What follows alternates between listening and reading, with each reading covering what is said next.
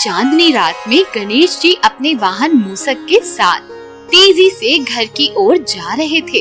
अचानक उनके आगे एक सांप गया और बेचारा मूसक राज सांप से बचने की कोशिश करते करते गिर पड़ा। अरे अरे, संभाल कर गणेश जी, मैं लड़खड़ा रहा हूँ। ओहो मूसक, क्या हुआ?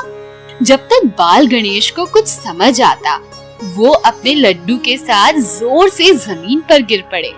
मूसक, ये क्या किया तुमने? मैं गिर पड़ा और मेरे साथ लड्डू भी गिरा दिए। मुझे माफ कर दीजिए प्रभु, मैं सांप से बचने की कोशिश कर रहा था। जब ये सब हो रहा था तो ऊपर से चमकता हुआ चंद्रमा गणेश का मजाक उड़ा रहा था और जोर जोर से हंस रहा था। बाल गणेश को ये देखकर गुस्सा आ गया और उसने चंद्रमा से पूछा, तुम हंस क्यों रहे हो? इतने मोटे गणेश और उनके छोटे छोटे लड्डू को गिरते हुए देखकर मुझे बहुत हंसी आ रही है। चुप करो चंद्रमा, वरना अच्छा नहीं होगा। गणेश जी की बात सुनकर भी चंद्रमा रुका नहीं। आखिर क्यों रुकता? उसे अपनी चांदनी पर घमंड जो था। अच्छा नहीं होगा। और मेरा? गणेश, मैं तुम्हारी तरह नहीं हूँ। मेरा रूप देखो, मेरी चांदनी देखो। तुम पर बस मुझे हंसी ही आ सकती है। चंद्रमा का ये गुरूर देखकर गणेश जी को गुस्सा आ गया और पास खड़ा मूसक भी डर के मारे कांप रहा था, मगर चंद्रमा तो फिर भी नहीं रुका। अच्छा, इतना गुरूर? तुम्हें अपनी चांदनी पर गर्व है ना? तो मैं अब तुम्हें शाप देता हूँ कि जिस चमक पर तुम्हें इतना घमंड है वो नष्ट हो जाए। जो भी तुझे देखेगा उसका बुरा समय आ जाएगा और मैं भी उसे नहीं बचाऊंगा। आज के बाद कोई भी तुम्हें नहीं देखेगा। जैसे ही गणेश जी ने ये कहा, खूबसूरत चंद्रमा का रंग बदल गया और वो कोयले जैसा हो गया। वही रात भी बिल्कुल काली हो गई, ठीक अमावस्या की तरह। नहीं प्रभु, ये क्या हो गया? मेरी चांदनी मुझे लौटा दीजिए। नहीं, अब ऐसे ही अंधेरे में जियो, और वो भी एकांत में। प्रभु, मुझे मेरी गलती का एहसास हो गया है। मुझे एक मौका दे दीजिए। चंद्रमा के लाख मनाने पर भी गणेश जी नहीं माने। अब मूसक ने उन्हें कहा, प्रभु, चंद्रमा को माफ कर दीजिए। मुझसे भी तो गलती हुई थी। आपने मुझे भी माफ कर दिया था। और सोचिए, बिना चांदनी के रात को लोगों का क्या होगा? ठीक है मूसक, तुम कहते हो तो मैं चंद्रमा को माफ कर देता हूँ, मगर मैं इसका शाप पूरी तरह से नहीं हटा सकता। प्रभु, आप विघ्नहर्ता हो। आप जो भी करोगे मेरे लिए सही होगा। आज से आपके चेहरे की चमक हमेशा धीरे धीरे गायब होगी, मगर धीरे धीरे वापस भी आएगी और ये सभी को सही राह दिखाएगी कि घमंड किसी भी बात पर नहीं करना चाहिए। और जो भी तुम्हें मेरे जन्म के दिन देख लेगा उसका बुरा वक्त तो आएगा, मगर दूसरे दिन तुम्हारे दर्शन करके वो श्राप से मुक्त भी हो जाएगा। प्रभु, आपकी जय हो। तो इस तरह से गणेश जी ने चंद्रमा को श्राप भी दिया और सबक सिखाने के बाद वरदान भी दिया। एक दिन माता गौरी घर में अकेली बैठी थी और उन्हें स्नान करने जाना था, मगर उन्हें भय था कि कोई अंदर ना आ जाए। तब उन्होंने अपने पुत्र गणेश को आवाज दी, गणेश, बेटा गणेश। आया माता, कहिए क्यों बुलाया? बेटा, मैं स्नान करने भीतर जा रही हूँ और ये तुम्हारी जिम्मेदारी है कि जब तक मैं बाहर ना आ जाऊं तब तक तुम किसी को भी भीतर मत आने देना। ठीक है माँ। ऐसे नहीं, वचन दो कि मेरी आज्ञा के बिना कोई भी भीतर नहीं आ पाएगा। माँ, मैं वचन देता हूँ। कुछ देर बाद वहाँ शिवजी और नंदी आए, मगर शिवजी को ये पता नहीं था कि गणेश उनका ही पुत्र है। शिवजी घर के भीतर जाने लगे कि गणेश तुरंत बोल पड़े, रुकिए, आप भीतर नहीं जा सकते। क्या कह रहे हो बालक? जानते नहीं मैं कौन हूँ? आप आप जो भी हो, मगर मेरी माता ने कहा है कि उनकी आज्ञा के बिना कोई भी भीतर न जाए, और मैंने माता को वचन दिया है, तो आप भीतर नहीं जा सकते। नन्हे बाल गणेश को इस तरह सामने खड़े हुए देखकर काफी नाराज हुए शिवजी और कहा, हट जाओ बालक, वरना मैं तुम्हें मार डालूंगा। आप कुछ भी कीजिए, मैं डरने वाला नहीं हूँ। मैं माता को वचन दे चुका हूँ। बालक को इस तरह हट करता देखकर शिव जी को बहुत क्रोध आ गया और उन्होंने अपने त्रिशूल को गणेश जी की ओर घुमाया। ये क्या, नन्हे गणेश का तो सिर धड़ से अलग हो गया और वो निर्जीव जमीन पर गिर पड़े। तब माता गौरी भीतर से बाहर आई और गणेश को जमीन पर इस तरह गिरा देखकर हैरान रह गई। बेटा गणेश, ये क्या हुआ तुम्हें? ये किसने किया? माता, ये शिवजी ने किया। माता गौरी शिवजी को हैरानी से देखने लगी। क्या कर दिया आपने? क्रोध में आपने अपने ही बेटे को मार डाला। मुझे मेरा गणेश वापस लाकर दीजिए, ये मेरा पुत्र है। मुझे माफ कर दो। जब गणेश मुझे भीतर आने नहीं दे रहा था तो मैं क्रोधित हो गया। मुझे नहीं पता, मुझे बस मेरा बेटा लाकर दो। शिवजी कुछ देर सोचने के बाद नंदी की ओर देखकर कहने लगे, नंदी, मैं गणेश को जीवित कर सकता हूँ, मगर इसके लिए तुम्हें मेरा एक काम करना होगा। जो आप कहेंगे प्रभु, मैं वो जरूर करूँगा। जंगल की ओर जाओ और जो भी पहला जीवित प्राणी नजर आए उसका सर मेरे लिए लेकर आओ। शिव जी की आज्ञा पाकर नंदी तुरंत जंगल की ओर निकल पड़ा और जंगल में चलते चलते उसके सामने एक हाथी आ गया। जैसा कि उसने शिव जी से कहा था, उसने हाथी का सर काट कर अपने साथ ले लिया।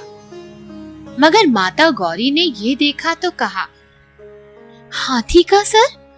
इसे देखकर तो सभी मेरे पुत्र का मजाक उड़ाएंगे। तुम चिंता मत करो, हमारा बेटा बहुत निडर है और आज मैं उसे वरदान देता हूँ कि आज से सभी इसे विघ्नहर्ता कहेंगे और कोई भी शुभ कार्य करने से पहले सभी को इसका नमन करना होगा। ठीक है, जैसा आप ठीक समझे। शिव जी ने अपनी शक्तियों से गणेश के शव पर हाथी का सर जोड़ दिया और उस दिन से हुआ हमारे विघ्नहर्ता श्री गणेश जी का जन्म। कई साल पहले गजमुखसुर नाम का एक दानव रहता था। वो शिव जी का बहुत बड़ा भक्त था और कई सालों से तपस्या करके उसने शिव जी को प्रसन्न कर दिया।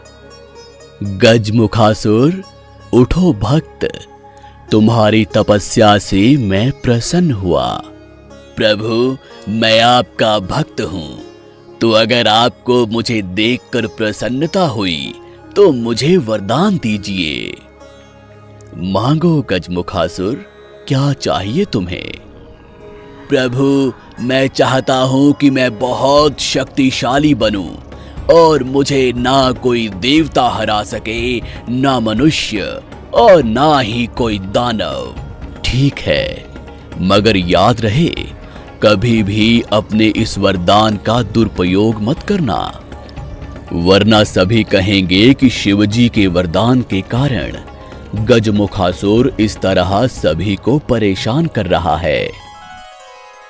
जो आज्ञा प्रभु, मैं आपको निराश नहीं करूंगा। तो जाओ, मैं तुम्हें वरदान देता हूँ। शिव जी का वरदान पाकर गजमुखसुर एक बार फिर अपनी असुर प्रवृत्ति में लौट गया और सभी को परेशान करने लगा। कई दिनों तक गजमुखसुर के इस दुर्व्यवहार को देखकर देवता नाराज हुए और शिव जी से मिलने गए। प्रभु, ये क्या कर दिया आपने? मैंने क्या किया? प्रभु, आपने गजमुखासुर को ऐसा वरदान दिया जिसके बाद वो सभी निर्दोष लोगों को भी सता रहा है। पर मैंने तो उसे कहा था कि ऐसा मत करना। प्रभु, आप सच में भोलेनाथ हो। एक असुर पर भरोसा कर लिया अब इसके कारण गजमुखासुर किसी के काबू में नहीं आ रहा, वरना सभी लोगों पर गजमुखासुर का ही राज होगा। पार्वती, पुत्र गणेश को बुलाओ। पिता की आज्ञा पाकर गणेश भी वहाँ आ गए। जी प्रभु, क्या आज्ञा है मेरे लिए? बेटा, मैंने गजमुखासुर को वरदान दिया था, जिसका वो दुरुपयोग कर रहा है। तुम जाकर उसे सबक सिखाओ। क्या राक्षस गजमुखसुर का सामना करने के लिए आप मेरे बेटे गणेश को भेज रहे हो प्रभु? हाँ, पर गणेश तो नन्हा बालक है, वो कैसे सामना करेगा गजमुखासुर का? तुम सब चिंता मत करो, बस यकीन रखो, मेरा बेटा विघ्नहर्ता है और वो ही गजमुखासुर को उसकी सही जगह दिखाएगा। हो जाएगा। रुकिए, मैं भी साथ चलूंगा और मेरे गण भी।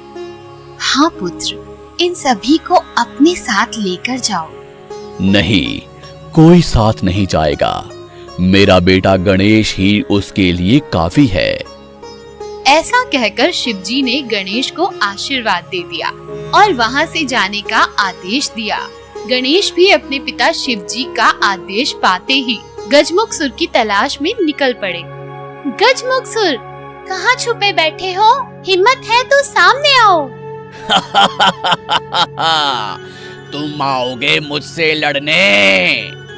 हाँ, बहुत कर लिए तुमने कमजोर लोगों पर अत्याचार, अब तुम्हें इसकी सजा मिलेगी।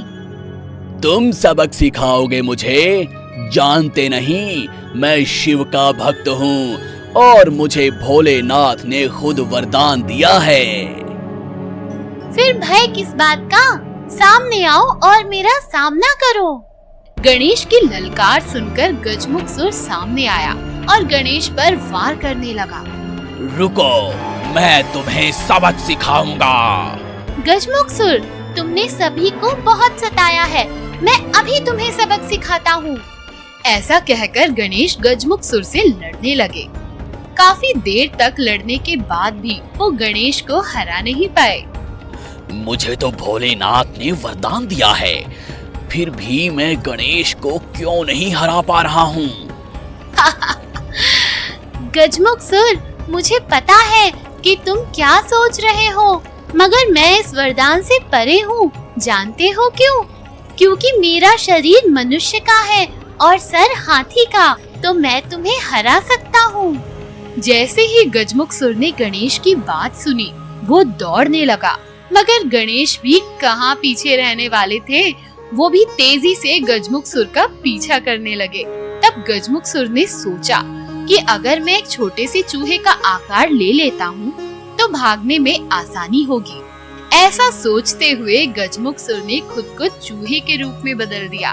तब गणेश जी ने जोर से छलांग लगाई और गजमुखसुर की पीठ पर सवारी करने लगे। सवारी करते करते उन्होंने गजमुखसुर के कान भी जोर से खींचे, जिसके कारण वो काफी बड़े हो गए। काफी देर तक गणेश जी को अपनी पीठ से गिराने की कोशिश करने के बाद गजमुखसुर हार गया और उसने कहा, मुझे माफ कर दीजिए, मैं भटक गया था। आपने मेरे कान खींचकर मुझे सबक सिखाया है। अब मैं इस रूप में रहकर आपकी सेवा करूंगा। ठीक है, मुझे भी ये सवारी बहुत पसंद आई। आज से तुम मेरे मूसकराज हो। मैं हमेशा तुम्हारी ही सवारी करूंगा और तुम्हें अपने साथ ही रखूंगा। तो इस तरह से गजमुखसुर बन गए गणेश जी के वाहन मूसकराज।